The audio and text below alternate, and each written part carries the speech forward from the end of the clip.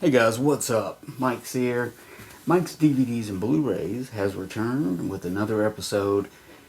Today I'm going to talk about one of the greatest actors of all time, Clint Eastwood. I'm going to show some of his movies, some of his westerns that he made in the 70s. I'm going to explore that. And I'm going to also talk about another Clint Walker. He was an actor, started in the 50s and 60s. You may know him best from The Dirty Dozen. He's the real big guy, and he was in movies like Killdozer and stuff like that. I got a couple of his movies I'm going to show off, and so let's get right into it, guys. I got this recently. This is Joe Kidd from Clint Eastwood. This was directed by John Sturges, and this came out in, I want to say 1971 or 1970. Anyways, Joe Kidd is pretty much a Western where he's kind of brought in to basically get this Mexican, he's kind of a bandit, kind of a revolution bandit guy played by John Saxton. And he's supposed to kind of go in and get him, kill him. Basically, Robert Duvall is this wealthy landowner, and he hires Clint Eastwood to go in and to shoot him. You know, at first he's like, "Let's go hunting. I'm going to pay you to go hunting with me. I'm a hunter. I'm going to get some bears and stuff." And then it turns into he really is out to hunt this guy, to get him off his land and everything, because he's, this Mexican revolutionist, wants the land for his people and stuff, like he believes it belongs to him or them. So Joe Kidd goes in and gets it and takes care of it. He kind of turns the other cheek. I don't want to give it all away, but it's a pretty solid Western. John Sturges, famous for The Magnificent Seven, Bad Day at Black Rock, bunch of good movies. John Sturges, The Great Escape. He's done a lot of good stuff, and I'm trying to think music by Lalo Schifrin. It's based on an Elmore Leonard story, so it's pretty good. So yeah, you should check this out. This is the older Universal release. They did this like Western look, and they released a series of his Westerns like this. Now, a lot of these are being re-released right now on Kino Blu-rays, and they've got a lot of stuff on them. A lot of some features, and they got like nice slip covers and stuff. But these were, I wanted to show these off out of my collection. Let you know there's some new ones coming out, so keep your eyes on that. So I may or may not trade some of these in at some time and get the newer versions, because they're pretty nice, especially the new version of this movie, Two Mules for Sister Sarah. This is a great movie. Clint Eastwood, of course, and Shirley MacLaine. This time we got Don Siegel directing, and Don Siegel, pretty solid director, legendary. Did some great work with him. I believe Dirty Harry directed that, and stuff like Charlie Varick, and he's done a lot of cool stuff. This is a great movie. Clint Eastwood gets tied up with helping this nun from some bandits, and he basically gets tied to her, because she needs his help, and But he gets strung into this, helping her part of the Mexican Revolution again. So he's kind of somebody that's helped the revolution, and it turns out she's not who she is supposed to be. Me and my wife watched this the other night, and she kind of guessed it at towards the middle of the movie and stuff, which I'm not going to give it away if you've never seen it.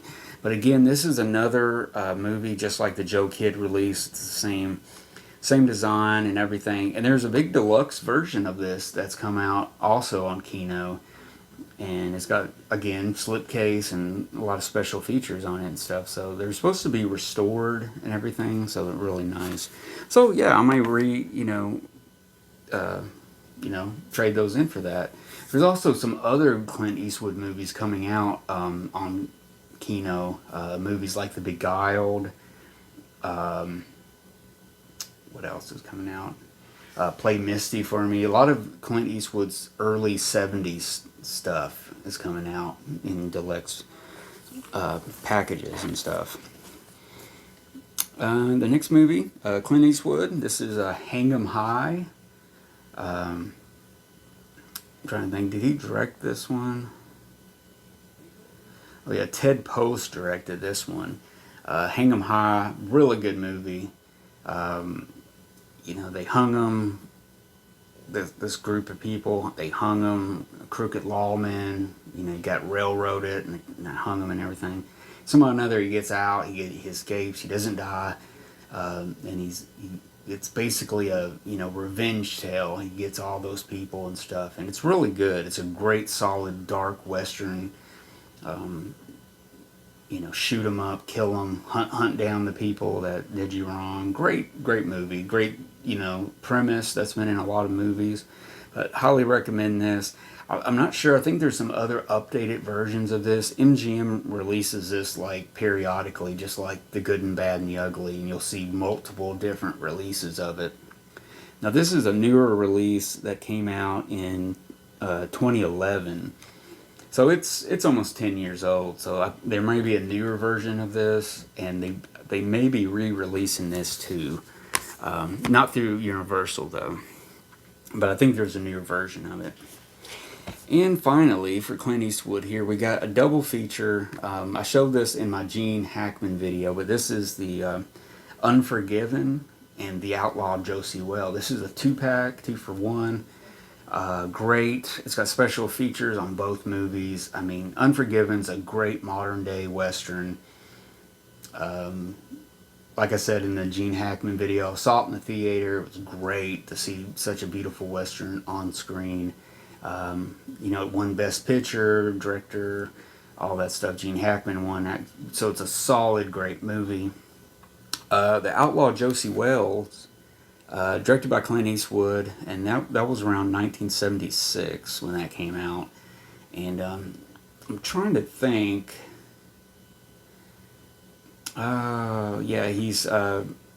He's pursued by a pack of killers after avenging his family's brutal murder. He travels alone with a ragtag group of outcasts that have drawn him in, and Wells can't leave his motley surrogate family unprotected. So it's a good shootout, bunch of misfits together, and shoot them up. So it's a great movie. It's another modern day Western in a way, even though it's 43 years old or 44 years old now. So yeah, came out the year I was born. So pretty good movie. Can't go wrong with this. I believe I want to say I got this on Amazon. I know it's still on Amazon. You can still get it. I may have got this on eBay, but I didn't pay much at all for this. So I'm thinking I got it on eBay. Probably for like $6 or something like that, which isn't bad. $3 a movie. So there we go. That was some Clint Eastwood movies that I have on the shelf. I have some more. Those are just some ones I picked. I kind of put those together, especially Joe Kidd and Two Mules for Sister Sarah. Hang 'em High. What's another one? High Plains Drifter, some of his early westerns. I always kind of grouped them together like they're just a little group, this little group of movies. So, and I really like what he did there and stuff. And he's always good as a western. I mean, he just looks like a guy from the old days, an old picture of Billy the Kid or something. He looks like he's authentic. He's believable, and that's why he's a legend. So next up, I got a couple of movies from an actor named Clint Walker, and he's most famous for being on TV in TV westerns and stuff like that. And I'm not 100% sure about his TV career, But throughout the 50s and 60s, I think the late 50s and 60s and into the 70s and 80s, he did westerns and he did movies where he was like the sheriff or something like that. But this is a movie called Fort Dobbs. Now this is part of this is a DVD copy from the Warner Archive collection.